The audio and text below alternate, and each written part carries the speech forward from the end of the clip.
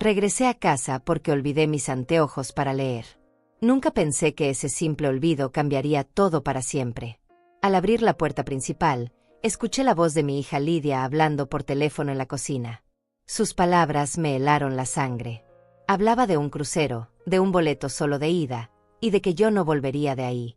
En ese momento entendí que mi propia hija me iba a mandar a un crucero para deshacerse de mí para siempre. Mi corazón se detuvo. Me quedé paralizada detrás de la puerta, tratando de procesar lo que acababa de escuchar. La mujer que cargué en mi vientre durante 9 meses, que crié con tanto amor y sacrificio, que consolé durante sus pesadillas infantiles y apoyé en cada fracaso de su vida adulta, estaba planeando mi desaparición como si fuera un trámite más en su agenda. Pero si ella creía que iba a salirse con la suya tan fácilmente, se llevaría una sorpresa 3 veces mayor de lo que jamás imaginó. La conversación continuaba. Escuché fragmentos que me partieron el alma. Sí, solo de ida. Ya está todo arreglado. Después de tantos años cuidándola, merezco vivir mi vida. La casa, los ahorros, todo será mío finalmente. Cada palabra era como un martillo golpeando contra mi pecho. Esta no era mi hija hablando. Era una extraña con la voz de Lidia, una mujer que había calculado mi muerte como si fuera una inversión financiera. Cerré la puerta con el mismo cuidado con que la había abierto, fingiendo que nunca había estado ahí. Mis manos temblaban mientras caminaba de regreso al auto, cada paso pesando como si llevara cadenas en los pies. 72 años de vida, 72 años de trabajo honesto, de sacrificios, de noches sin dormir cuidando a una niña enferma que ahora quería verme muerta.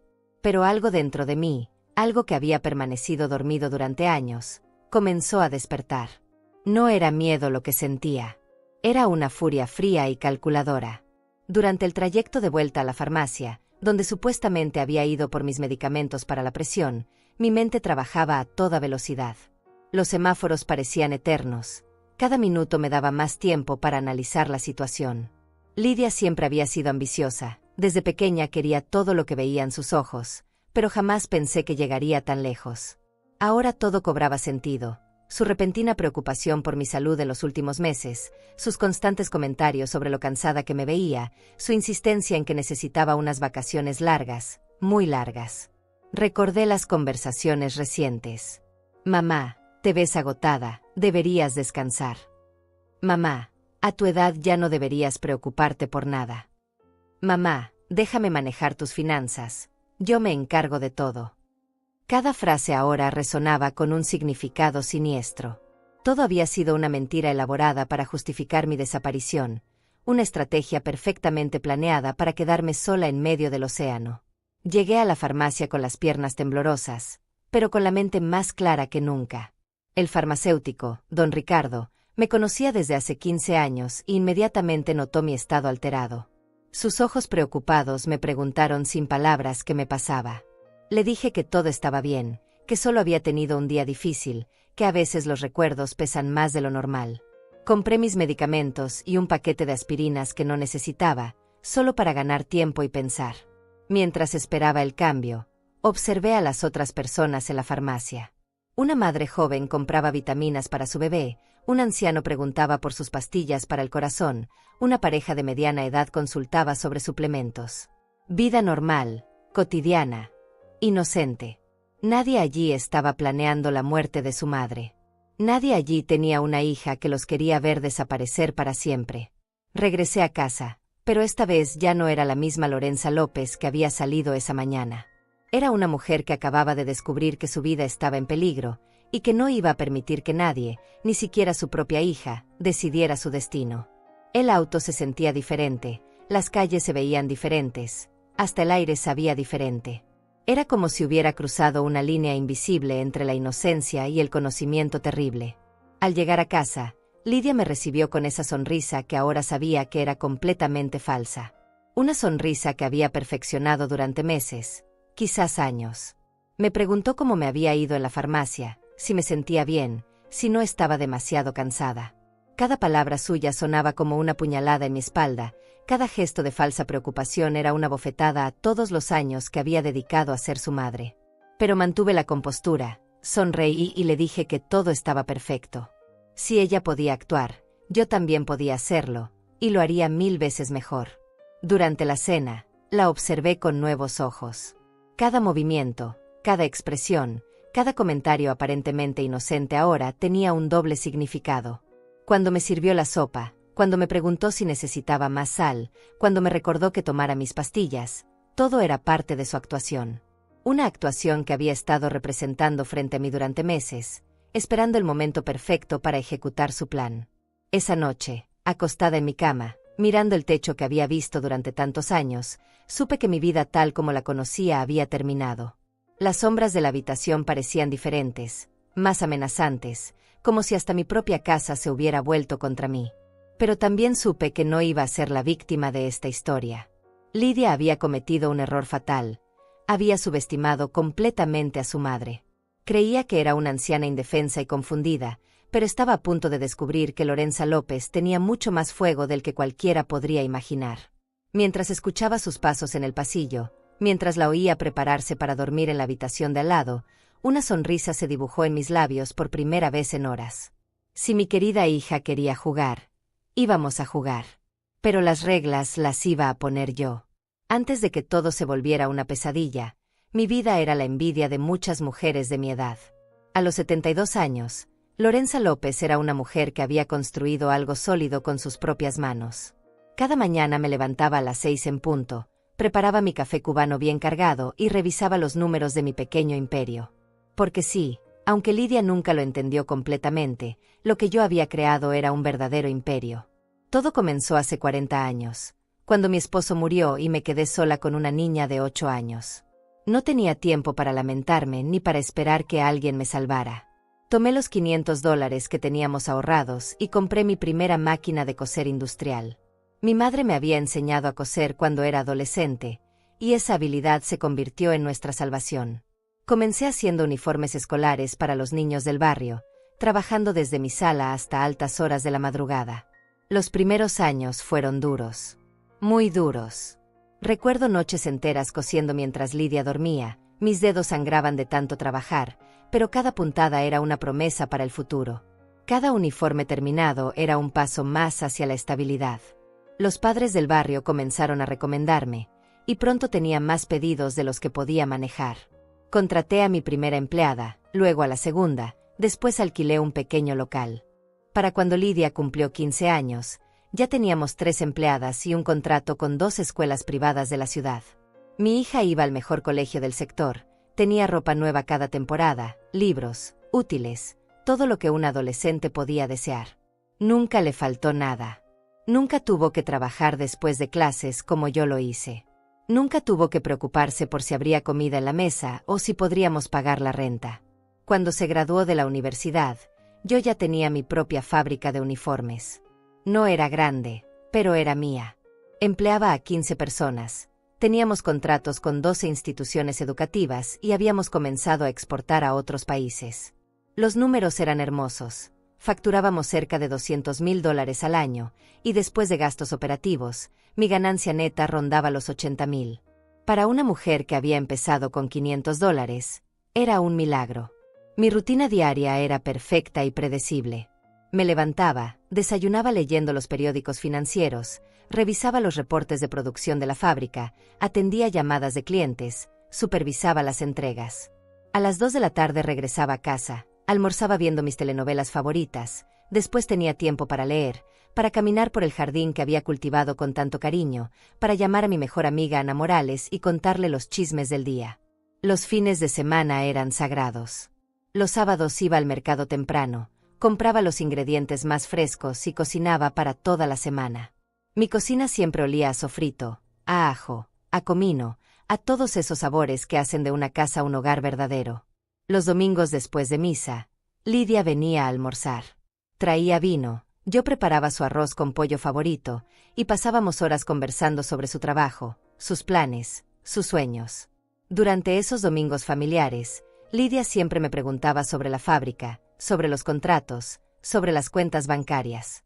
Yo pensaba que era interés genuino de una hija que se preocupaba por el bienestar de su madre. Le contaba todo, cuánto dinero entraba cada mes, cuánto tenía ahorrado para mi retiro, cuáles eran mis planes para el negocio. Nunca sospeché que cada pregunta era parte de un inventario, que cada respuesta era información valiosa para sus planes futuros. Mi casa era mi orgullo. La había comprado hace 20 años, cuando los precios todavía eran razonables. 4 habitaciones, 2 baños, jardín amplio, garaje para 2 carros. Estaba ubicada en uno de los mejores barrios de la ciudad, y con los años su valor había aumentado considerablemente. Un agente inmobiliario me había dicho recientemente que podría venderla por $300,000. Pero yo no tenía intención de vender. Esa casa era mi refugio, mi legado, el lugar donde había criado a mi hija y donde planeaba envejecer con dignidad. Mis finanzas estaban en orden perfecto. Tenía mi cuenta corriente para los gastos diarios, mi cuenta de ahorros con el fondo de emergencia, mis inversiones en certificados de depósito que me generaban intereses estables. Además, había comprado 2 propiedades pequeñas que alquilaba, y eso me daba ingresos pasivos adicionales. En total, mi patrimonio rondaba el $500,000. No era una fortuna inmensa, pero era suficiente para vivir cómodamente el resto de mi vida y dejar algo bueno para Lidia. Porque ese siempre había sido mi plan: trabajar duro, ahorrar responsablemente y eventualmente dejarle todo a mi única hija. Ella era mi heredera universal, y yo me sentía orgullosa de poder garantizarle un futuro sin preocupaciones económicas. Había trabajado toda mi vida para eso, para que ella nunca tuviera que pasar por las dificultades que yo pasé cuando quedé viuda. Los vecinos me respetaban. En el barrio, todos conocían la historia de Lorenza López, la mujer que había salido adelante sola con su hija, que había construido un negocio exitoso, que había educado a su hija en la universidad, que había logrado el sueño americano a punta de trabajo y determinación. Los domingos después de misa, las otras señoras me saludaban con admiración genuina. Era un ejemplo de superación, de fortaleza, de lo que una mujer puede lograr cuando no se rinde. Mi salud era buena para mi edad. Claro, tenía mis achaques normales, la presión un poco alta que controlaba con pastillas, algunos dolores en las articulaciones cuando iba a llover, la vista que ya no era la de antes y me obligaba a usar anteojos para leer. Pero en general me sentía fuerte, activa, con energía para seguir trabajando varios años más. Mi médico siempre me felicitaba en los chequeos anuales. Decía que tenía la vitalidad de una mujer 10 años menor. Por las tardes, cuando terminaba mis labores del día, me sentaba en el portal de mi casa con una taza de té de manzanilla y observaba el atardecer. Era mi momento de paz, mi hora de reflexión. Pensaba en todo lo que había logrado, en los obstáculos que había superado, en la satisfacción de haber criado a una hija profesional exitosa. Lidia trabajaba en una firma de contabilidad, tenía su propio apartamento, su carro, su independencia económica. Era exactamente lo que yo había soñado para ella cuando era niña. Ahora, recordando esos atardeceres de tranquilidad, me doy cuenta de que fueron los últimos momentos de inocencia de mi vida. Los últimos días en que pude creer que mi hija me amaba de verdad, que valoraba todo lo que había hecho por ella, que veía en mí a la madre que había sacrificado todo por su felicidad. Esos recuerdos ahora duelen más que cualquier traición, porque representan una felicidad que descubrí que nunca fue real. Los días siguientes, después de descubrir la conversación telefónica de Lidia, fueron una tortura silenciosa. Me convertí en una actriz consumada, fingiendo normalidad mientras mi mundo se desmoronaba por dentro. Pero necesitaba saber más.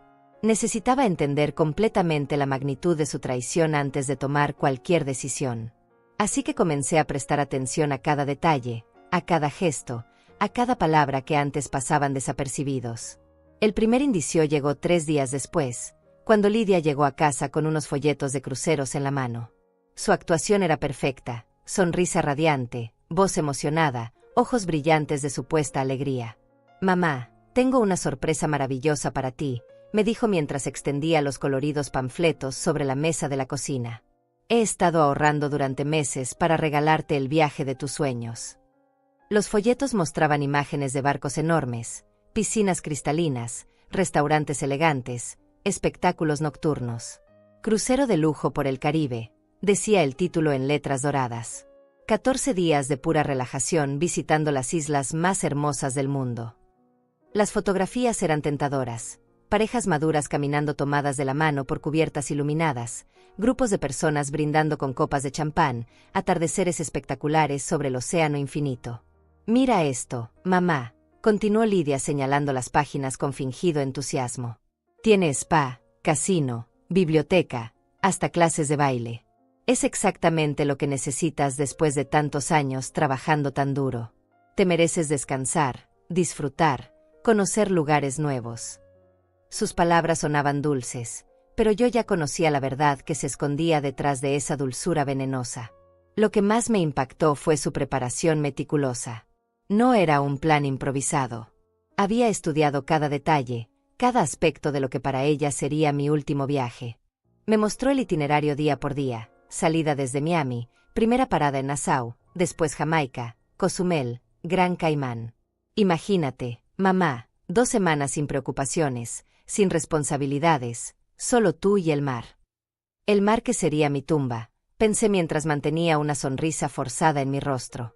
Esa noche, cuando creía que yo dormía, escuché otra conversación telefónica.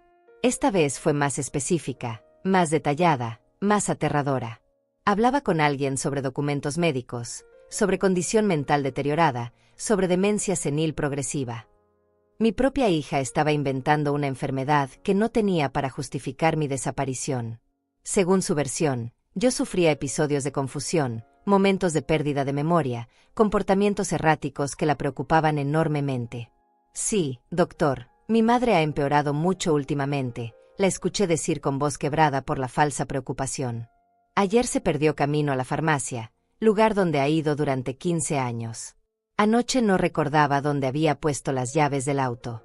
Esta mañana me preguntó 3 veces la misma pregunta en 1 hora. Cada mentira era una puñalada directa a mi corazón. Estaba creando un expediente médico falso, construyendo una narrativa de deterioro mental que explicaría mi eventual desaparición. La conversación continuó con detalles que me horrorizaron. Aparentemente había falsificado mi firma en varios documentos, incluyendo un testamento nuevo donde le dejaba todo mi patrimonio. También había forjado documentos médicos que respaldaban su versión de mi supuesta demencia. «Tengo todos los papeles listos», le aseguró a su interlocutor. «Cuando desaparezca en el crucero, será fácil demostrar que se confundió, que se desorientó, que su condición mental la llevó a tomar una decisión impulsiva y peligrosa». Al día siguiente, decidí hacer mi propia investigación. Llamé a mi médico de cabecera, el doctor Santiago Martínez, con quien tenía cita de rutina la semana siguiente. Le pregunté si alguien había solicitado información sobre mi historial médico recientemente. Su respuesta me confirmó lo que ya sospechaba. Lidia había estado en su consulta 2 semanas atrás, asegurando que yo la había enviado porque estaba muy preocupada por mi salud mental. Había pedido copias de todos mis exámenes y había sugerido que necesitaba evaluación psiquiátrica urgente. «Doctora López», me dijo el médico con voz preocupada, «su hija me comentó sobre algunos episodios de confusión que la tienen muy angustiada. ¿Ha notado usted algún problema con su memoria últimamente?» Le aseguré que mi mente estaba perfectamente clara, que no había tenido ningún episodio de confusión, que Lidia probablemente estaba exagerando por preocupación excesiva. Pero pude notar que mis palabras no lo convencieron completamente. La semilla de la duda ya había sido plantada. Esa tarde, mientras revisaba mis documentos personales en la caja fuerte de mi habitación, descubrí que faltaban varios papeles importantes. El título de propiedad de mi casa había desaparecido, igual que los certificados de mis inversiones y las escrituras de las propiedades que alquilaba. En su lugar encontré copias fotostáticas, pero los originales habían sido sustraídos sin que yo me diera cuenta. La magnitud del engaño era abrumadora. Lidia no había comenzado a planear mi muerte recientemente. Llevaba meses, quizás años, preparando meticulosamente cada detalle. Había creado una historia médica falsa, había robado documentos originales, había manipulado a profesionales de la salud, había falsificado mi firma en papeles legales.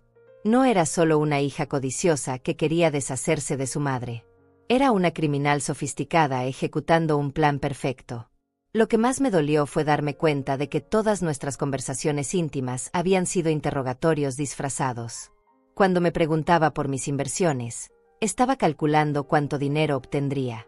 Cuando me consultaba sobre mis planes de retiro, estaba evaluando cuánto tiempo le quedaba para ejecutar su estrategia. Cuando se preocupaba por mi salud, estaba buscando excusas médicas para justificar mi futura desaparición. Durante esos días de horror silencioso, también comencé a recordar incidentes que en su momento me parecieron insignificantes. Hace 3 meses, Lidia había insistido en acompañarme al banco para ayudarme con unos trámites. Había estado presente cuando actualicé mis datos, cuando confirmé mis beneficiarios, cuando revisé mis cuentas. Ahora entendía que no había sido ayuda desinteresada, sino reconocimiento del terreno antes del asalto final. También recordé que había comenzado a invitarme a cenar fuera con más frecuencia, siempre a restaurantes donde había mucha gente, donde las conversaciones podían ser escuchadas por extraños. Durante esas cenas, me hacía preguntas sobre fechas, sobre nombres, sobre eventos recientes, y cuando yo dudaba por un segundo o cometía un error menor, ella reaccionaba con preocupación exagerada. «Mamá, ayer me dijiste que era martes y hoy no recuerdas qué día es», decía en voz alta, asegurándose de que los meseros y otros comensales la escucharan. Cada recuerdo era una pieza más del rompecabezas macabro que mi hija había estado construyendo alrededor de mi vida. Cada gesto de amor filial había sido calculado, cada muestra de preocupación había tenido un propósito siniestro. La mujer que yo creía conocer mejor que nadie en el mundo era, en realidad, una completa extraña. Una extraña muy peligrosa que había decidido que mi vida era un obstáculo para sus ambiciones. Pero mientras descubría la profundidad de su traición, algo extraño estaba sucediendo en mi interior. El shock inicial y el dolor estaban transformándose en algo más poderoso, una determinación férrea de no permitir que se saliera con la suya. Si Lidia creía que su madre era una anciana ingenua y vulnerable, estaba a punto de descubrir cuán equivocada estaba. Las noches se volvieron interminables. Me acostaba temprano para evitar las conversaciones con Lidia, pero el sueño no llegaba. Mi mente trabajaba sin descanso, procesando cada detalle de los últimos meses, reinterpretando cada momento bajo esta nueva luz terrible. Era como si estuviera viendo mi vida a través de un cristal completamente diferente, donde cada recuerdo feliz se transformaba en una mentira dolorosa. Recordé el día de mi cumpleaños número 72, hace apenas 4 meses. Lidia había organizado una cena familiar íntima en mi restaurante favorito. Había invitado a mi mejor amiga Ana Morales, a mi prima Elena Torres y a 2 vecinas con las que tengo buena relación. Durante toda la noche, Lidia se comportó como la hija perfecta, atenta, cariñosa, orgullosa de su madre exitosa. Pero ahora, recordando esa noche con claridad dolorosa, me daba cuenta de que había sido una representación teatral perfectamente orquestada. Durante la cena, Lidia había dirigido sutilmente la conversación hacia temas específicos: mi salud, mi memoria, mis planes futuros. «Mamá, cuéntales a la señora sobre esa vez que te perdiste en el centro comercial», había dicho con una sonrisa que creí genuina. Yo había reído y contado la anécdota de cuando me confundí de entrada en el Mall Nuevo, pero ahora entendía que no había sido conversación casual. Había sido documentación pública de mi supuesta confusión mental. También recordé cómo, durante esa cena de cumpleaños, Lidia había mencionado varias veces lo cansada que me veía, lo mucho que merecía descansar después de tantos años de trabajo duro. «Mamá siempre ha sido muy trabajadora», le había dicho a Ana, «pero creo que ya es hora de que piense en relajarse, en disfrutar la vida sin tantas responsabilidades». Todas las invitadas habían estado de acuerdo, habían elogiado mi ética de trabajo, pero también habían sugerido que sería bueno si tomara unas vacaciones largas. La semilla de la idea del crucero había sido plantada esa misma noche. «Deberías hacer un viaje largo, mamá. Algo especial, como un crucero por el Caribe. Te haría muy bien alejarte de todo por un tiempo». Ana había aplaudido la idea. Elena había contado sobre una amiga que había hecho un crucero maravilloso. Las vecinas habían insistido en que me lo merecía completamente. Sin saberlo, todas habían contribuido a construir la justificación pública para mi futura desaparición.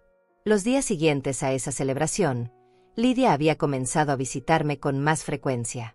Llegaba sin avisar, con la excusa de querer pasar más tiempo con su madre querida. Durante esas visitas, siempre encontraba maneras de comentar sobre pequeños olvidos míos.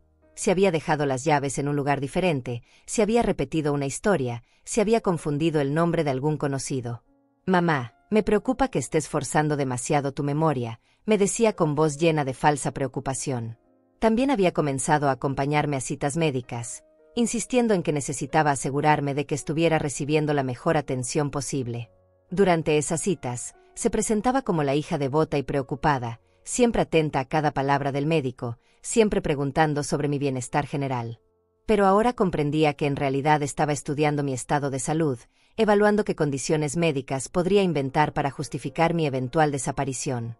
Una noche, hace aproximadamente 2 meses, Había llegado a casa y encontró que Lidia estaba esperándome en la sala. Había preparado té y tenía una expresión seriamente preocupada en su rostro. «Mamá, necesitamos hablar», me había dicho con voz grave. «He estado pensando mucho sobre tu futuro, sobre cómo asegurarme de que estés protegida si algo me pasara a mí». Esa conversación había durado horas. Lidia había insistido en revisar todos mis documentos financieros, en actualizar mi testamento, en asegurarme de que todos mis papeles estuvieran en orden. «Quiero tener la tranquilidad de saber que todo está perfectamente organizado», había explicado. «Si algún día te pasa algo, necesito poder actuar rápidamente para proteger tu patrimonio y asegurar tu cuidado médico». Habíamos pasado toda la tarde revisando mis cuentas bancarias, mis inversiones, mis propiedades. Lidia había tomado notas detalladas de todo, números de cuenta, montos exactos, ubicación de documentos importantes. También había sugerido que le diera una copia de mis llaves, por si acaso surge alguna emergencia. Yo había interpretado todo esto como el comportamiento responsable de una hija que se preocupaba por el bienestar de su madre anciana. Ahora, acostada en mi cama en la oscuridad de mi habitación, me daba cuenta de que aquella tarde había sido el momento en que Lidia había completado su inventario. Había catalogado exactamente cuánto dinero podría obtener, había identificado todos los activos que pronto serían suyos, había asegurado el acceso físico a mi casa y mis documentos. No había sido amor filial. Había sido el trabajo preliminar de un ladrón profesional. Los recuerdos continuaban llegando como olas dolorosas. Recordé todas las veces que Lidia había comentado sobre lo sola que me veía, sobre cómo sería bueno si tuviera más aventuras en mi vida. «Mamá, has pasado tanto tiempo trabajando que te has olvidado de vivir», me había dicho en más de una ocasión. «Deberías hacer algo emocionante, algo que nunca hayas hecho antes. La vida es corta y tú te mereces experimentar cosas nuevas». También recordé sus comentarios sobre mi independencia. «Admiro tanto tu fortaleza, mamá.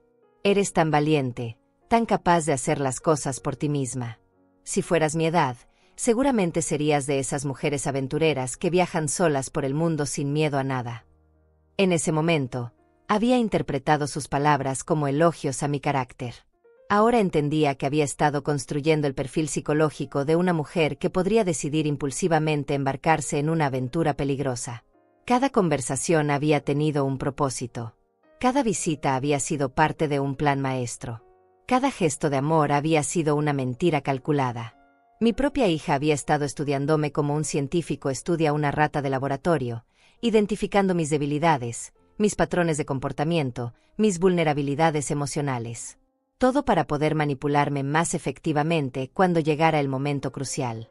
Lo más doloroso era recordar cómo yo había respondido a toda esta falsa atención. Me había sentido querida, valorada, importante en la vida de mi hija adulta. Había interpretado su mayor presencia en mi vida como una señal de que finalmente habíamos desarrollado la relación madre-hija que siempre había soñado. Había creído que después de años de distancia inevitable entre una madre trabajadora y una hija ocupada, finalmente estábamos conectando a un nivel más profundo. Durante esas noches de insomnio, también comencé a cuestionar todos mis recuerdos de la infancia de Lidia. ¿Había mostrado señales de esta frialdad calculadora desde pequeña? ¿Había ignorado comportamientos preocupantes porque estaba demasiado ocupada trabajando para mantenerla? ¿O había sido realmente una niña normal que se transformó en una mujer sin escrúpulos por razones que nunca entendería? Recordé incidentes menores de su adolescencia que en su momento había justificado como rebeldía típica de la edad.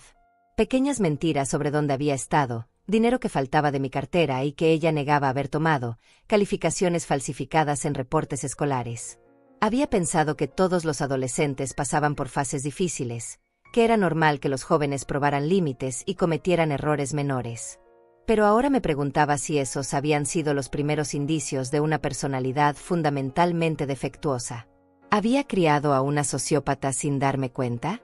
¿O había sido la presión de crecer sin padre, la responsabilidad de ser hija única de una madre trabajadora, lo que había moldeado su carácter de maneras que nunca anticipé? Las preguntas me atormentaban, pero las respuestas ya no importaban. Lo que importaba era que mi hija, la mujer a quien había dedicado mi vida entera, había decidido que mi muerte era la solución más conveniente para sus problemas financieros. Y había estado preparando mi asesinato con la meticulosidad de un profesional. Pero en medio de todo este horror y esta traición, algo dentro de mí se estaba endureciendo. El shock y el dolor estaban siendo reemplazados por una determinación fría y calculadora. Si Lidia había subestimado a su madre, estaba a punto de aprender una lección que nunca olvidaría. Decidí que había llegado el momento de actuar, pero tenía que hacerlo con la misma meticulosidad que Lidia había usado para planear mi destrucción. Si iba a sobrevivir a esta traición, necesitaba información sólida, pruebas contundentes y aliados de confianza. No podía permitirme errores porque mi vida dependía de cada movimiento que hiciera. Mi primera parada fue el banco. El lunes por la mañana, me vestí con mi traje gris más elegante, me peiné cuidadosamente y conduje hasta la sucursal donde había manejado mis finanzas durante los últimos 20 años. Era importante proyectar la imagen de una mujer mentalmente competente, completamente en control de sus facultades. Si Lidia había estado sembrando dudas sobre mi estado mental, yo necesitaba demostrar lo contrario.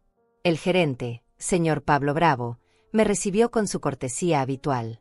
Lo conocía desde que era un empleado junior, y ahora dirigía toda la sucursal. Señora López, qué gusto verla. ¿En qué puedo ayudarla hoy? Su sonrisa era genuina, pero noté algo diferente en su mirada, una sombra de preocupación que no había estado allí antes. Pablo, necesito revisar todas mis cuentas y cualquier transacción reciente, le dije con voz firme. También quiero saber si alguien ha hecho consultas sobre mis finanzas o ha intentado acceder a información sobre mis cuentas. Su expresión cambió inmediatamente. Se puso serio y me invitó a pasar a su oficina privada. Una vez con la puerta cerrada, Pablo se inclinó hacia adelante con expresión preocupada. Señora López, me alegra que haya venido. Su hija estuvo aquí la semana pasada con algunos documentos que, según ella, usted había firmado. Documentos que le daban poder legal para manejar sus cuentas en caso de que usted experimentara dificultades cognitivas. Las palabras cayeron como piedras en mi estómago. ¿Qué tipo de documentos?, pregunté tratando de mantener la calma. Pablo abrió un archivo y me mostró copias de papeles que supuestamente llevaban mi firma. Era un poder notarial médico que, según el documento, yo había firmado dándole a Lidia control total sobre mis finanzas si un médico certificaba que yo sufría de demencia o deterioro mental significativo. Estudié cuidadosamente la firma. Era una falsificación excelente, casi perfecta, pero yo conocía mi propia letra mejor que nadie. La inclinación de la L en López era ligeramente diferente, y el trazo final de Lorenza no tenía el pequeño rizo que siempre hago automáticamente. Pablo, yo nunca firmé esto, le dije con total convicción. Esta no es mi firma, y nunca autoricé este documento. El gerente parecía aliviado de escuchar mis palabras. Señora López, tengo que admitir que algo no me parecía correcto.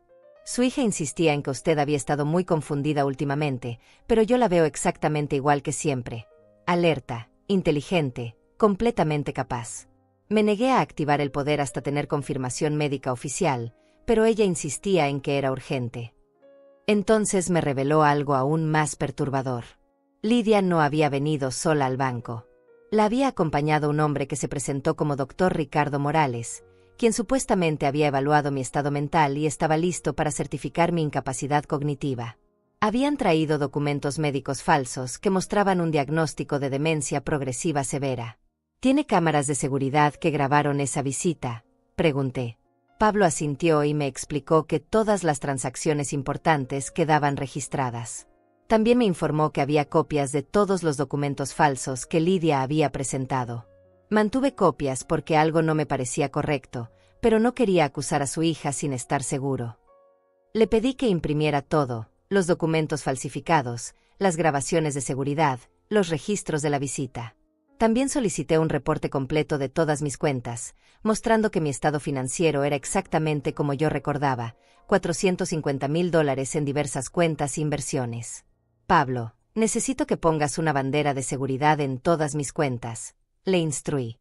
Nadie puede acceder a ellas excepto yo, en persona, con mi identificación. Mi siguiente parada fue la oficina de mi abogado. Leonardo Martínez había manejado todos mis asuntos legales durante 15 años. La compra de mi casa, los contratos de la fábrica, mi testamento original. Era un hombre de confianza absoluta, discreto y meticuloso. Si alguien podía ayudarme a navegar esta situación legal compleja, era él. Leonardo me recibió inmediatamente cuando le expliqué que tenía una emergencia familiar urgente. En la privacidad de su oficina, le conté todo: la conversación telefónica que había escuchado, los documentos falsificados en el banco, mi sospecha de que Lidia había forjado un testamento nuevo. Su expresión se volvió cada vez más seria mientras yo hablaba. «Lorenza, esto es muy grave», me dijo cuando terminé mi relato. «Si tus sospechas son correctas, tu hija está cometiendo varios delitos federales: falsificación de documentos, fraude bancario, conspiración para cometer asesinato. Necesitamos actuar con mucho cuidado para protegerte y al mismo tiempo recopilar evidencia suficiente para un caso criminal sólido». Leonardo revisó inmediatamente mis archivos y confirmó que él tenía mi testamento original, el documento legítimo que había firmado hace 3 años. Según ese testamento real, Lidia era mi heredera principal, pero también había dejado donaciones significativas a 2 organizaciones benéficas y un fondo de becas para estudiantes necesitados. Si existe un testamento falsificado, probablemente elimina estas donaciones para que ella reciba el 100% de tu patrimonio, explicó. Entonces Leonardo me dio el consejo que cambiaría todo: necesitas contactar a alguien de absoluta confianza para que te ayude a investigar y documentar las actividades de Lidia sin que ella sospeche. También necesitas un lugar seguro donde quedarte si la situación se vuelve peligrosa. Inmediatamente pensé en Ana Morales, mi mejor amiga desde hace 30 años. Esa tarde llamé a Ana y le pedí que viniera a mi casa. Cuando le conté toda la historia, su reacción fue de shock absoluto, pero también de furia maternal protectora. «Esa niña malcriada», dijo con voz temblorosa de indignación. «Después de todo lo que has hecho por ella, después de todos los sacrificios que hiciste para darle la mejor vida posible, ¿cómo se atreve?». Ana inmediatamente se ofreció a ayudarme con la investigación. «Lorenza, tú te quedas en mi casa hasta que esto se resuelva. Y vamos a atrapar a esa víbora con las manos en la masa. Vamos a reunir tantas pruebas que no pueda escapar de la justicia». Su lealtad inquebrantable me dio la fuerza que necesitaba para continuar. Durante los días siguientes, Ana y yo desarrollamos un plan de investigación meticuloso. Ella conseguiría información sobre el supuesto doctor Ricardo Morales, que había acompañado a Lidia al banco. Yo continuaría actuando normalmente con Lidia mientras secretamente documentaba cada una de sus mentiras y manipulaciones. También decidimos contactar a un investigador privado que Leonardo había recomendado. Santiago Torres tenía 20 años de experiencia investigando casos de fraude familiar y había trabajado con muchos abogados respetables. Su trabajo sería rastrear todos los movimientos de Lidia, sus finanzas, sus asociados, sus actividades recientes que yo desconocía. El investigador nos dio una noticia perturbadora durante nuestra primera reunión. Lidia había estado gastando dinero de maneras que no coincidían con su salario de contadora. Había hecho pagos a varias personas que él describió como individuos con antecedentes criminales. También había alquilado una caja de seguridad en un banco diferente al mío, donde probablemente guardaba los documentos originales que había robado de mi casa. «Señora López», me dijo Santiago con expresión seria, «su hija no está actuando sola. Esto es una operación organizada con varios participantes. El falso doctor, los individuos a quienes les ha estado pagando, probablemente otros cómplices que aún no hemos identificado. Esto va mucho más allá de una hija codiciosa. Esto es una red criminal que se especializa en este tipo de fraudes contra personas mayores». La información era aterradora, pero también me llenó de una determinación férrea. Mi hija no solo me había traicionado, se había convertido en parte de una organización criminal que probablemente había victimizado a otras familias. No iba a permitir que continuara lastimando gente inocente. No iba a ser su víctima silenciosa. Era hora de pasar a la ofensiva. Lidia había subestimado completamente a su madre, y estaba a punto de descubrir cuán costoso sería ese error. El momento del confronto llegó antes de lo que esperaba. Lidia apareció en mi casa el jueves por la tarde con documentos del crucero y una sonrisa que ahora me parecía completamente siniestra. Había llegado el momento de actuar, de ponerla a prueba, de confirmar definitivamente todas mis sospechas antes de tomar las medidas finales. «Mamá, tengo noticias maravillosas», anunció mientras extendía los papeles sobre la mesa del comedor. «Conseguí una cabina de lujo en el crucero. Sales el domingo por la noche desde Miami. ¿No es emocionante?». Su actuación era perfecta, pero yo ya no era la mujer ingenua que había sido 2 semanas atrás. Fingí entusiasmo mientras revisaba los documentos. Era exactamente como lo había descrito en sus conversaciones telefónicas. Un boleto solo de ida disfrazado como un viaje de 2 semanas. Según el itinerario, yo embarcaría el domingo, pero no había vuelo de regreso programado. La fecha de retorno estaba marcada como flexible, dependiendo de las circunstancias del pasajero. Lidia, esto se ve increíble, pero ¿dónde está mi vuelo de regreso?, pregunté con voz aparentemente inocente. Su respuesta fue inmediata, demasiado preparada. Oh mamá, dejé eso abierto porque pensé que tal vez querrías extender el viaje si te gusta mucho. Podemos arreglar el vuelo de regreso cuando estés lista para volver. Entonces decidí hacer la pregunta que confirmaría todo. ¿Y si me pasa algo durante el viaje? ¿Tienes mis documentos médicos actualizados por si surge alguna emergencia? Vi un destello en sus ojos, una satisfacción apenas contenida. Claro, mamá. De hecho, he estado organizando todos tus papeles médicos. El doctor Morales me ayudó a preparar un expediente completo por si acaso. Ahí estaba.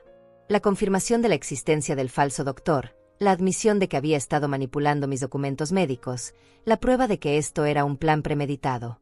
Pero mantuve mi expresión neutra y seguí actuando como la madre emocionada por su regalo. Esa noche, después de que Lidia se fuera, llamé a Ana y al investigador Santiago. Era hora de ejecutar la parte más peligrosa de nuestro plan, conseguir que Lidia se incriminara a sí misma.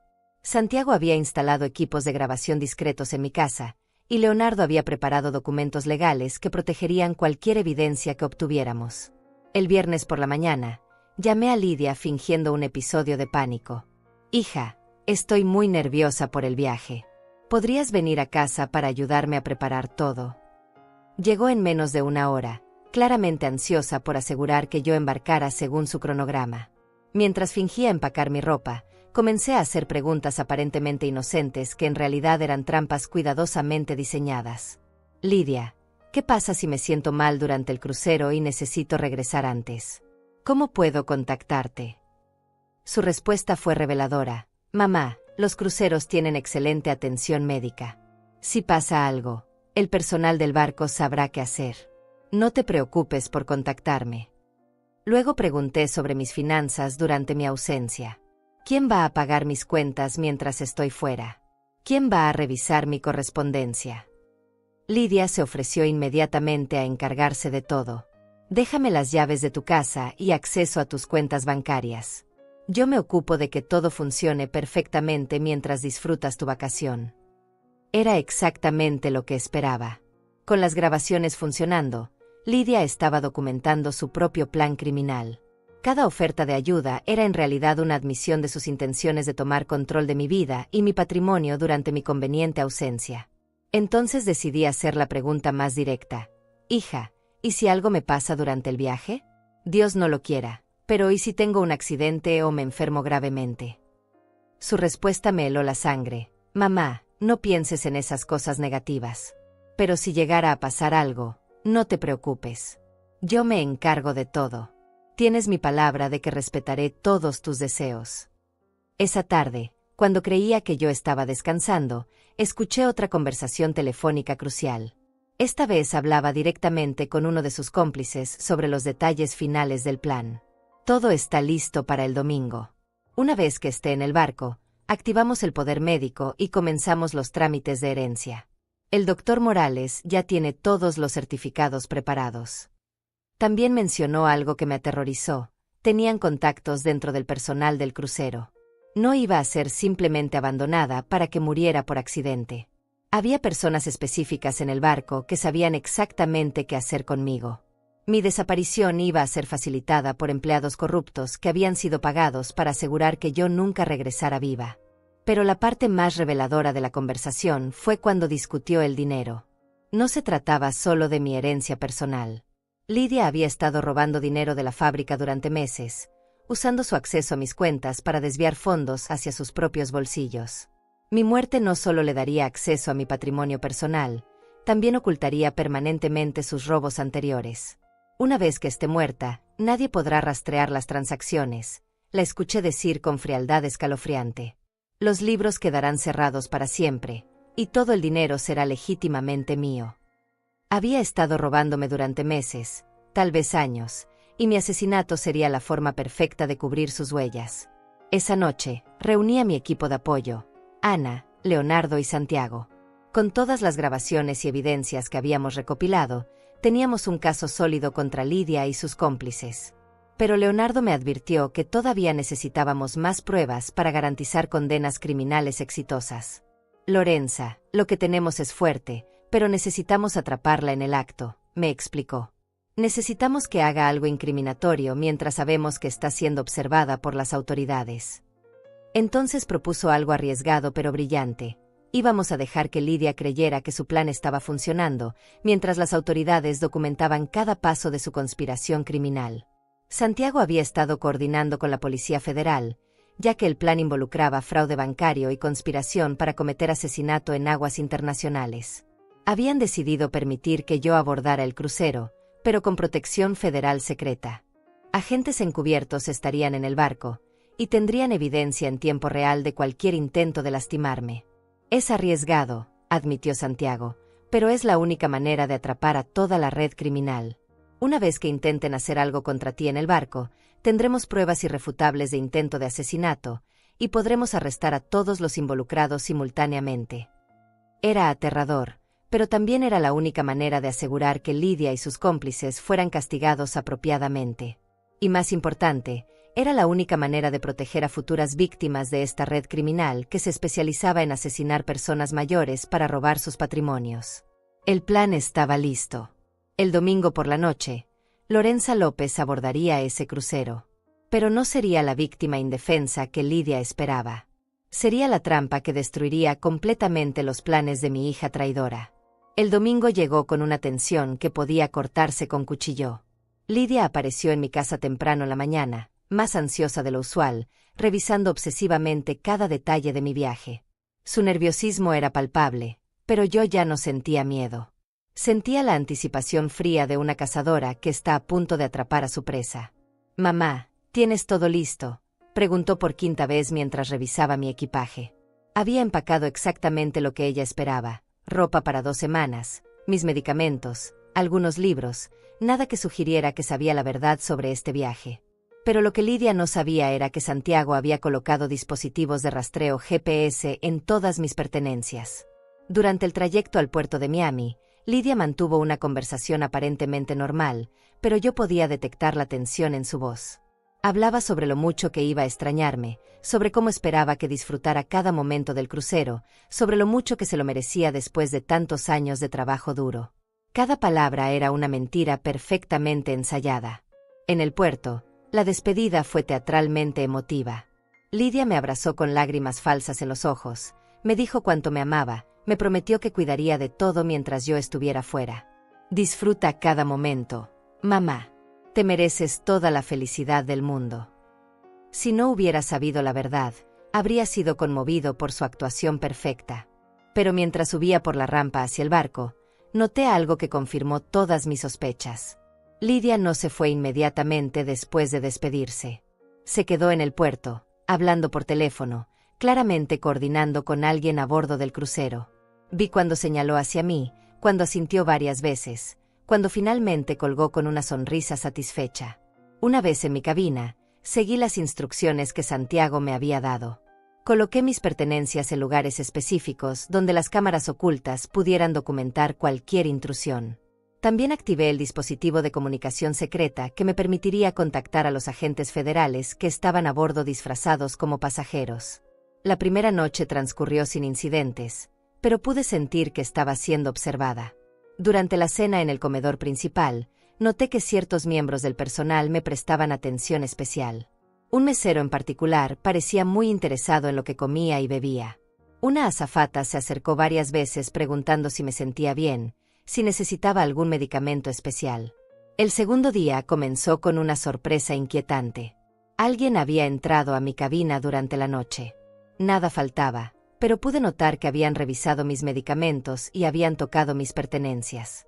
Según el plan, reporté inmediatamente este incidente a través de mi dispositivo de comunicación secreta. Esa tarde, mientras participaba en una actividad de entretenimiento en la cubierta, el mismo mesero de la noche anterior se acercó con una bebida. Cortesía de la casa para nuestra pasajera especial, dijo con una sonrisa que no llegaba a sus ojos. Acepté la bebida pero no la tomé, siguiendo las instrucciones estrictas que había recibido sobre no consumir nada que no estuviera sellado.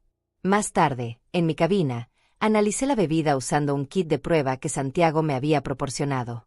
Los resultados fueron escalofriantes. Contenía una dosis significativa de sedante que habría sido suficiente para incapacitarme completamente. Era la confirmación definitiva de que el plan era drogarme y después hacer que pareciera un accidente. El tercer día, las cosas se intensificaron dramáticamente. Recibí una visita del médico del barco, un hombre que se presentó como Dr. Ricardo Morales.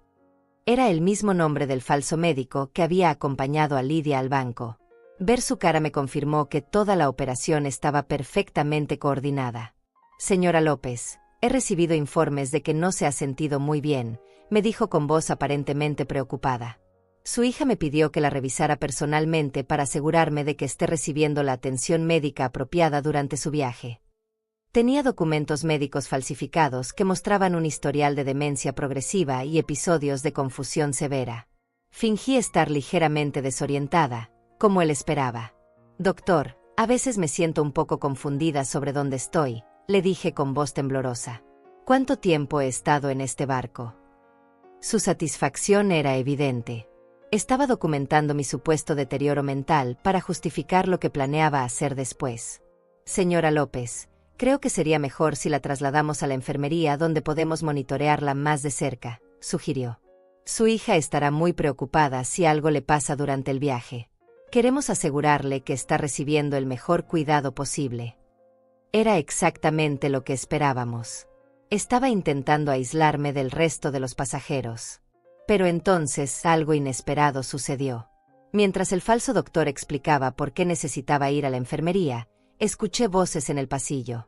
No eran voces normales de pasajeros. Eran voces de autoridad, voces que daban órdenes claras y directas. El plan había cambiado.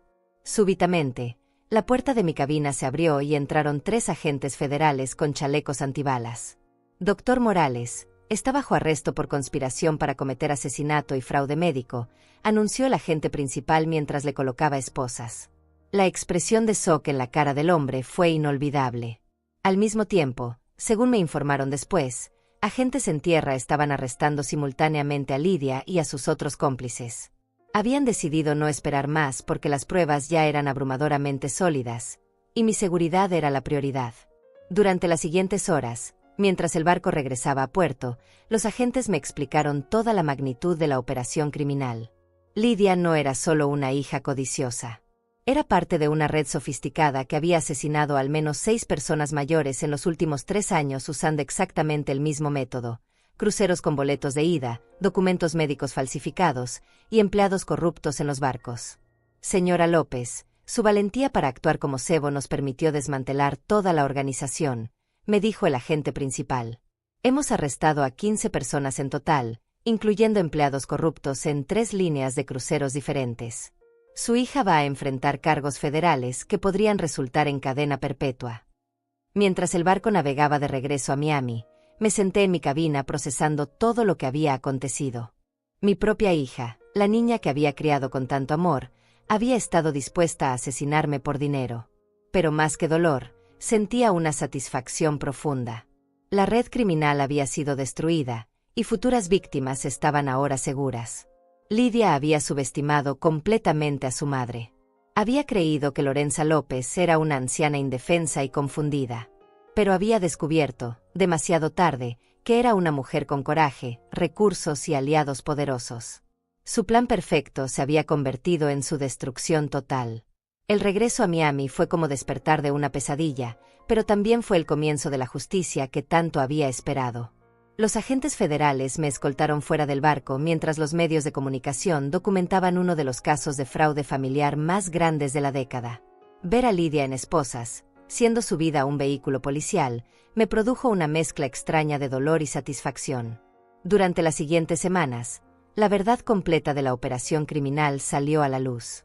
Las investigaciones revelaron que Lidia había estado robando dinero de mi fábrica durante casi 2 años, desviando fondos a cuentas personales que había abierto usando documentos falsificados.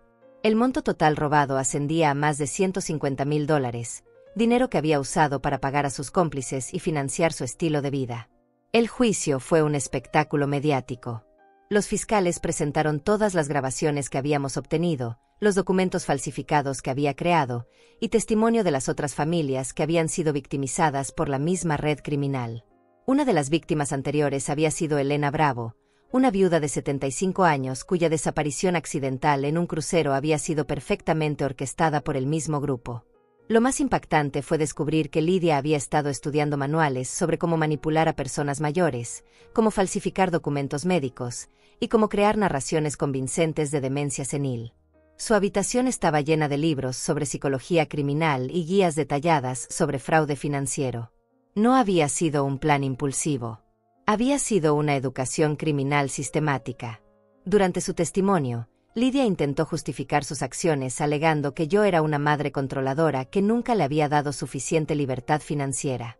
Afirmó que se sentía oprimida por mi éxito y que merecía su parte de mi patrimonio sin tener que esperar a mi muerte natural. Cada palabra confirmaba la frialdad calculadora que había demostrado durante todo el proceso.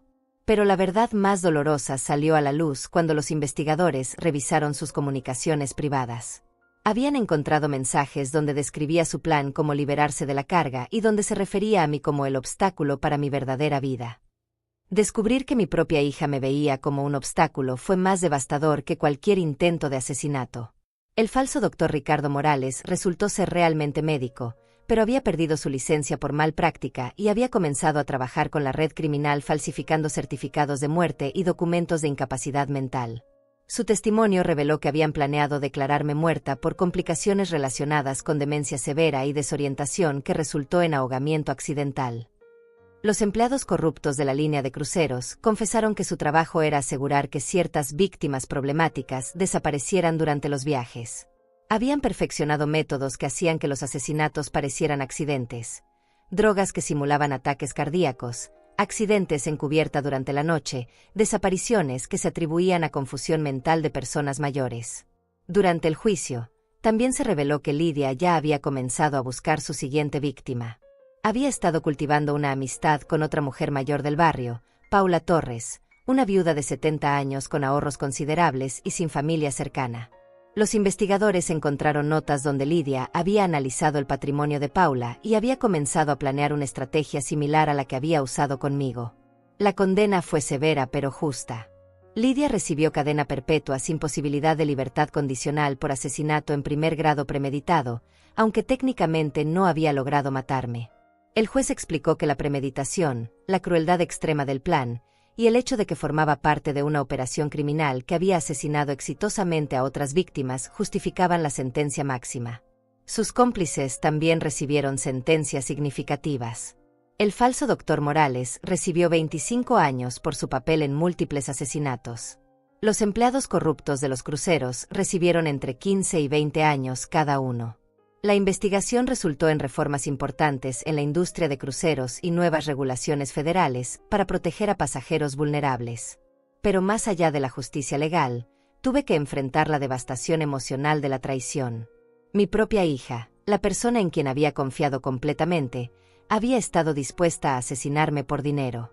Había calculado mi muerte como una inversión financiera, había estudiado métodos para matarme, había contratado profesionales para ejecutar el plan. Durante el proceso de sanación, Ana Morales fue mi apoyo constante. Lorenza, no puedes culparte por lo que Lidia se convirtió, me repetía constantemente. Tú fuiste una madre excepcional. Trabajaste incansablemente para darle todas las oportunidades. Lo que ella eligió hacer con su vida no es reflejo de tu maternidad, sino de su carácter defectuoso. Leonardo, mi abogado, me ayudó a recuperar todo el dinero que Lidia había robado de la fábrica y de mis cuentas personales.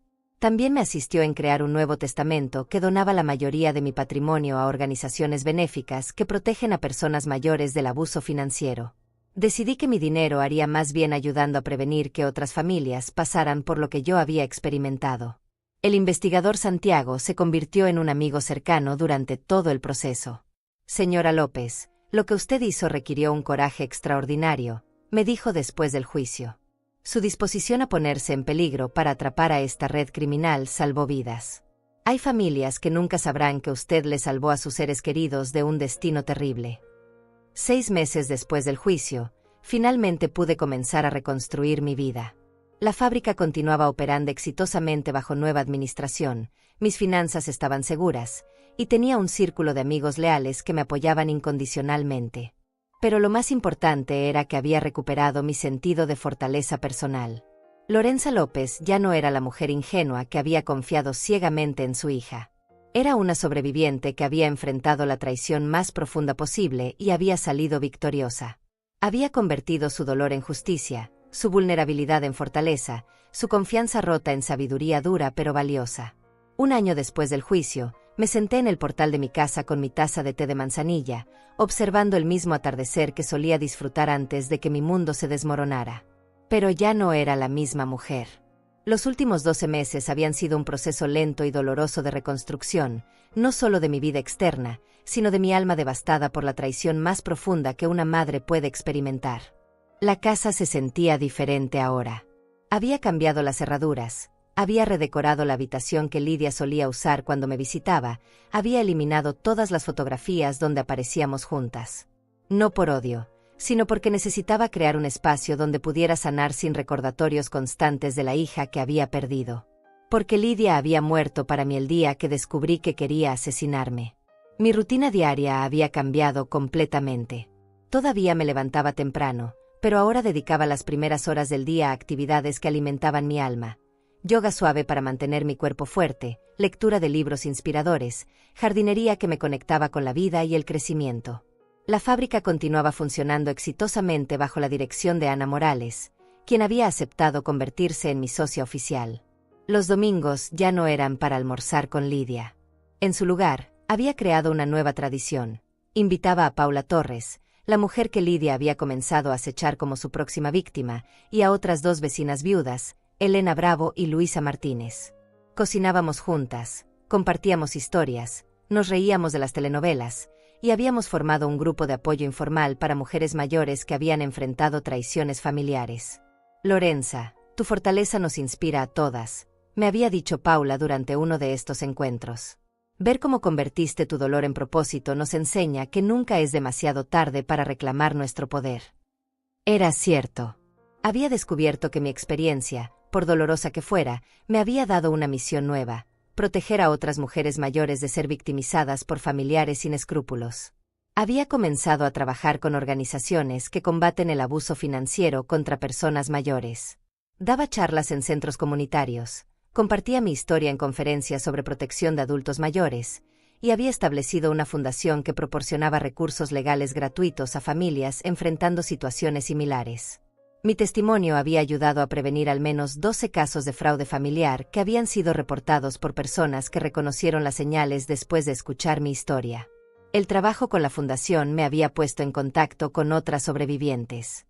María Santos, de 68 años, había descubierto que su hijo estaba drogando su café para hacerla parecer senil mientras robaba su pensión. Carmen Delgado, de 75 años, había sido internada en un asilo por su nieta para poder vender su casa y quedarse con el dinero. Cada historia era un recordatorio de que mi experiencia no había sido única, sino parte de un problema más amplio que afectaba a miles de familias. Durante estos encuentros con otras sobrevivientes, había aprendido que el proceso de sanación no tenía una fecha límite fija. Algunos días me despertaba sintiéndome fuerte y empoderada.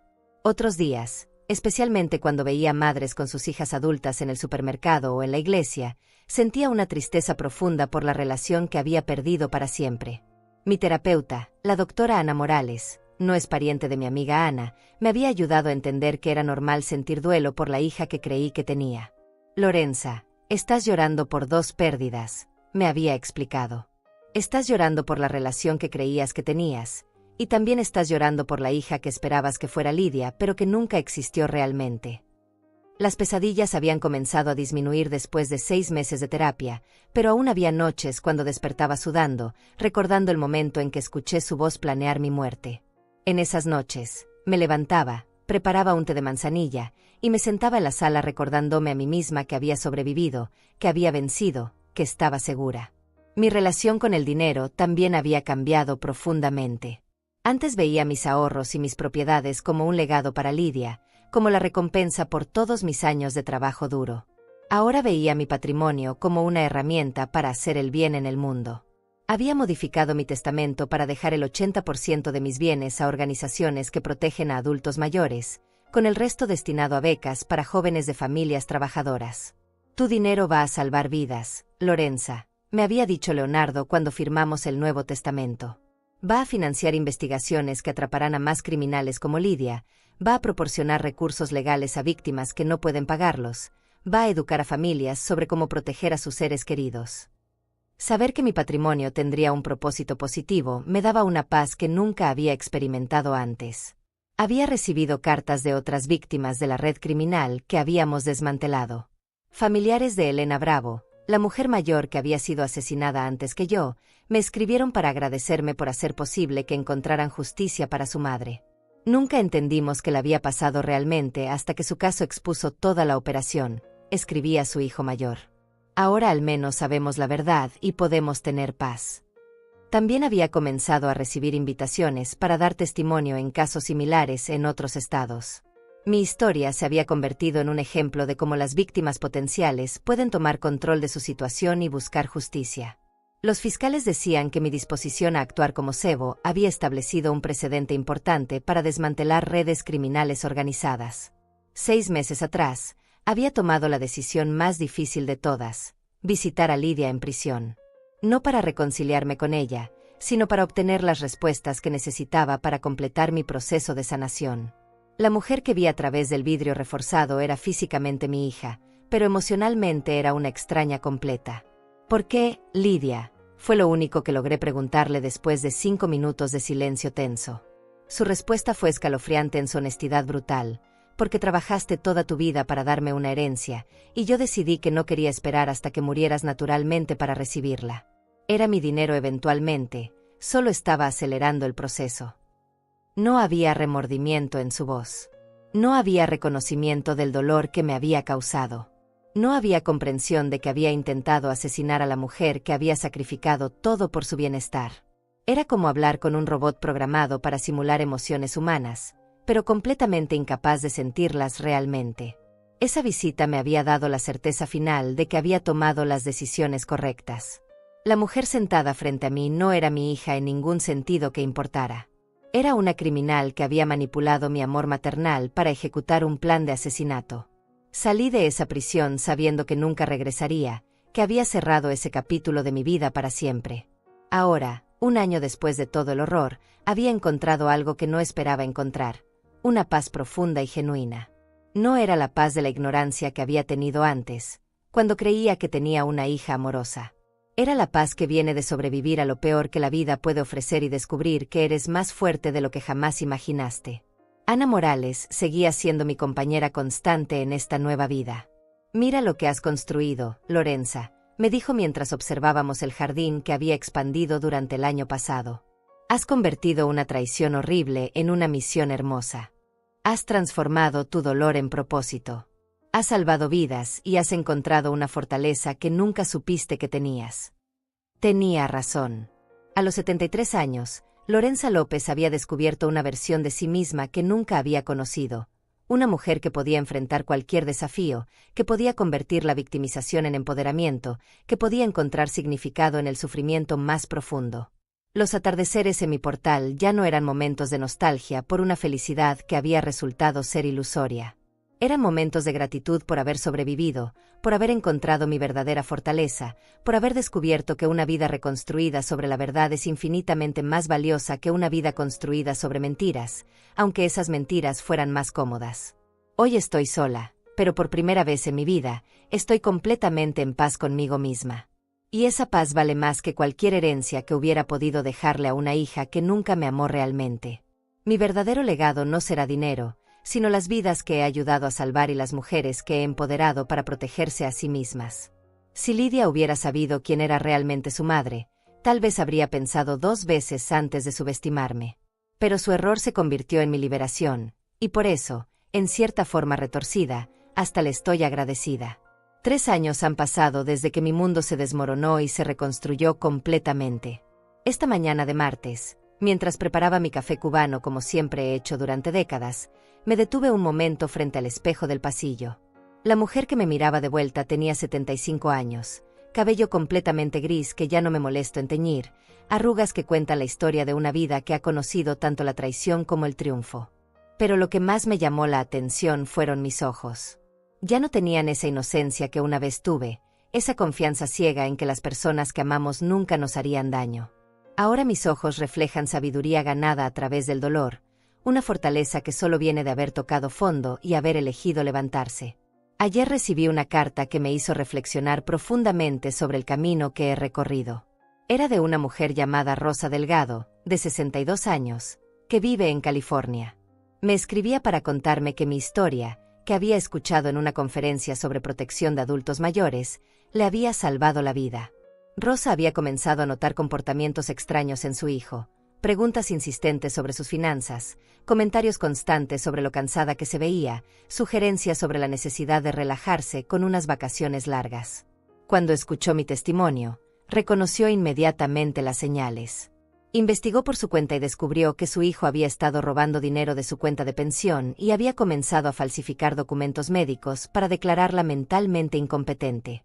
Señora López, escribía Rosa en su carta, usted me enseñó que el amor maternal no debe ser sinónimo de ingenuidad. Me enseñó que protegerme a mí misma no es una traición a mi hijo, sino un acto de autorrespeto. Gracias a su valentía para compartir su historia, pude actuar antes de que fuera demasiado tarde. Su hijo ahora está en prisión, y Rosa ha recuperado todo el dinero robado. Cartas como la de Rosa llegan a mi casa cada pocas semanas. Cada una es un recordatorio de que mi pesadilla personal se ha convertido en la salvación de otras familias. He perdido la cuenta de cuántas mujeres me han escrito para decirme que mi historia las ayudó a identificar señales de abuso financiero, a tomar medidas protectoras, o simplemente a entender que no estaban solas en su experiencia. La fundación que establecí después del juicio ha crecido más de lo que nunca imaginé. Mujeres Fuertes, Futuro Seguro ahora opera en 2 estados y ha proporcionado asistencia legal gratuita a más de 300 familias. Hemos financiado investigaciones que han resultado en el arresto de 42 personas involucradas en esquemas de fraude contra adultos mayores. Cada criminal capturado representa familias que no tendrán que vivir el horror que yo experimenté. Pero más allá de los números y las estadísticas, lo que más me enorgullece es saber que hemos cambiado la conversación sobre el abuso familiar. Ya no es un tema tabú del que las víctimas se avergüenzan. Es un problema reconocido que requiere acción comunitaria y protección legal. Las leyes han cambiado en varios estados, creando penas más severas para el fraude familiar y estableciendo protocolos más rigurosos para proteger a adultos mayores vulnerables. Mi relación con el dinero ha evolucionado de maneras que nunca anticipé. Durante toda mi vida adulta, trabajé obsesivamente para acumular riqueza que pudiera dejarle a Lidia. Cada dólar ahorrado era una promesa para su futuro, cada inversión era una manera de asegurar que nunca tuviera que luchar como yo lo hice. Ahora entiendo que ese enfoque singular me cegó a quien realmente se estaba convirtiendo mi hija. Hoy vivo con lo suficiente para mis necesidades y no más. El resto de mi patrimonio fluye constantemente hacia causas que importan, organizaciones que protegen a adultos mayores, programas que educan a familias sobre señales de abuso financiero, refugios para mujeres que han sido victimizadas por sus propios hijos o nietos. Mi dinero ahora construye algo más valioso que una herencia individual, construye un legado de protección para futuras generaciones. La soledad que temía después de perder a Lidia nunca se materializó de la manera que esperaba. Sí, hay momentos de tristeza cuando veo madres con sus hijas adultas compartiendo momentos genuinos de cariño. Pero esa tristeza ya no me consume como lo hizo durante el primer año. He aprendido que estar sola no es lo mismo que estar abandonada, especialmente cuando has elegido rodearte de personas que te valoran por quien realmente eres. Ana Morales sigue siendo mi compañera más cercana, pero nuestro círculo se ha expandido significativamente. Paula Torres se convirtió en una hermana del alma después de descubrir que ambas habíamos sido seleccionadas como víctimas por la misma red criminal. Elena Bravo y Luisa Martínez completan nuestro grupo de supervivientes guerreras, como nos llamamos en broma. Nos reunimos todos los miércoles para almorzar y compartir nuestras experiencias, nuestros miedos, nuestros triunfos. Lo que más me sorprende es cómo la experiencia cambió mi perspectiva sobre la familia. Durante décadas creí que la sangre creaba vínculos inquebrantables, que el amor maternal era automáticamente correspondido, que los hijos siempre honrarían los sacrificios de sus padres. Ahora entiendo que la verdadera familia se define por acciones, no por genética. Ana, Paula, Elena y Luisa son más familia para mí que Lidia jamás fue, porque su amor se basa en respeto mutuo y cariño genuino, no en obligación o conveniencia. Hace 6 meses tomé una decisión que me llevó meses procesar emocionalmente. Vendí la fábrica de uniformes que había construido con tanto esfuerzo durante 40 años. No porque no fuera rentable o porque no pudiera manejarla, sino porque ya no necesitaba esa validación externa de mi valor personal. Durante toda mi vida adulta, mi identidad había estado atada a ser Lorenza López, la empresaria exitosa. Ahora soy simplemente Lorenza López, la mujer que sobrevivió y ayuda a otros a sobrevivir. El dinero de la venta, más de $400,000 después de impuestos, fue directamente a la fundación. Fue liberador soltar ese último símbolo de mi vida anterior y convertirlo en algo que podía impactar positivamente las vidas de otras personas. Ya no necesito acumular riqueza para impresionar a una hija que nunca me valoró. Ahora uso la riqueza como una herramienta para crear el mundo más seguro que me hubiera gustado tener cuando era vulnerable. Mis días ahora tienen un ritmo diferente, más pausado pero más intencional. Me levanto cuando mi cuerpo está listo, no porque un horario de producción lo demande. Dedico las mañanas a corresponder con las mujeres que me escriben buscando consejo o compartiendo sus historias. Las tardes las paso trabajando en el jardín que se ha convertido en mi santuario personal, o leyendo libros que alimentan mi alma en lugar de mi ambición profesional. Los atardeceres siguen siendo sagrados, pero ahora son momentos de gratitud activa en lugar de nostalgia pasiva. Me siento en mi portal renovado, bebo mi té de manzanilla, y enumero mentalmente todas las cosas por las cuales estoy agradecida. Mi salud, que me permite continuar mi trabajo de advocacy. Mi mente clara, que me permite ayudar a otras mujeres a navegar situaciones complejas. Mi fortaleza emocional, que se ha vuelto una roca sobre la cual otras pueden construir su propio valor. Pero quizás lo más profundo que he descubierto en estos 3 años es que la traición de Lidia, por devastadora que fuera, me liberó de una prisión que no sabía que existía. Durante décadas viví para complacer a una hija que nunca me vio como una persona completa, solo como una fuente de recursos. Trabajé incansablemente para ganar su aprobación, para asegurar su futuro, para ser la madre perfecta según estándares que ella nunca apreció. Ahora vivo para mí misma y para las causas que he elegido apoyar. No tengo que justificar mis decisiones ante nadie, no tengo que preocuparme por decepcionar a alguien que ya había decidido verme como un obstáculo. Esta libertad, ganada a través del dolor más profundo que una madre puede experimentar, me ha dado una autenticidad que nunca tuve antes. Hay tardes cuando me pregunto cómo habría sido mi vida si nunca hubiera descubierto las intenciones de Lidia, si hubiera muerto en ese crucero como ella planeaba. Mis ahorros habrían financiado la vida cómoda de una asesina. Mi fábrica habría sido vendida para pagar sus lujos. Mi historia habría terminado como una nota triste en los periódicos. Mujer mayor desaparece en crucero, familia busca respuestas. En lugar de eso, mi historia se convirtió en una herramienta de empoderamiento para cientos de mujeres. Mi dolor se transformó en protección para otras familias. Mi casi muerte se convirtió en nueva vida para mí misma. Si eso no es un milagro, no sé qué podría serlo. Esta mañana, mientras terminaba mi café y me preparaba para otro día de correspondencia con sobrevivientes y trabajo en la fundación, sentí algo que no había experimentado en décadas. Una satisfacción completa con quien soy y lo que he logrado. No necesito la validación de una hija ausente. No necesito acumular más riqueza. No necesito probar mi valor a nadie más. Soy Lorenza López, sobreviviente, protectora, y guardiana de otras mujeres que necesitan aprender que nunca es demasiado tarde para reclamar su poder. Y esa identidad, forjada en el fuego de la traición y templada en la fortaleza de la supervivencia, es más valiosa que cualquier herencia que jamás hubiera podido dejar.